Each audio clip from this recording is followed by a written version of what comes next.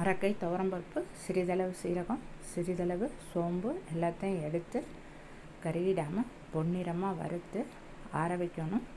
நல்லா ஆறினதும் மிக்ஸி ஜாருக்கு மாற்றி நல்லா நைஸ் பவுடராக அரைச்சி எடுத்துக்கணும். அரைச்சதை ஒரு பாத்திரத்தில் போட்டு ஒரு டம்ளர் தண்ணி ஊற்றி கரைச்சிக்கணும்.